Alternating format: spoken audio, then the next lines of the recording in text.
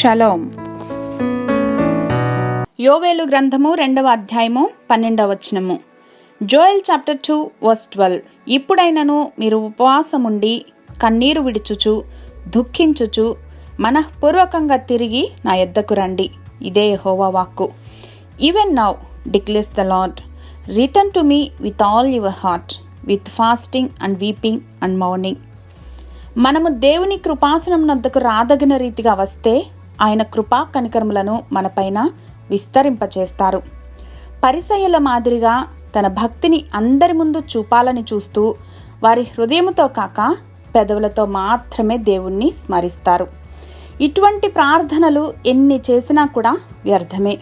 ఎందుకంటే మన పాపము, మన దోషాలు మనకు దేవునికి అడ్డముగా ఉన్నాయి.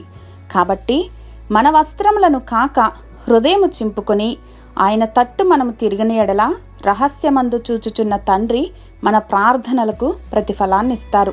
పాపపు ఒప్పుకోలు, పశ్చాత్తాపముతో హృదయము ద్రవించనిదే మన యొక్క స్థితి మారదు.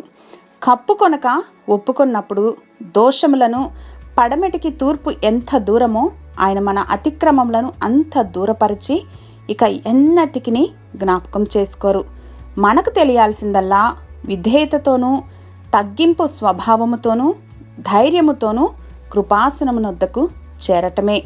నిత్య ప్రేమతో మమ్మల్ని ప్రేమించుచున్నటువంటి మా తండ్రి, మనుష్య పారంపర్యాచారాలను బట్టి కాక మనఃపూర్వకంగా మిమ్మల్ని ఆశ్రయించగలిగినటువంటి కృపను, జ్ఞానమును అనుగ్రహించమని యేసు నామములో ప్రార్థించి పొందుకొని ఉన్నాం మా ప్రియ పరలోకపు తండ్రి.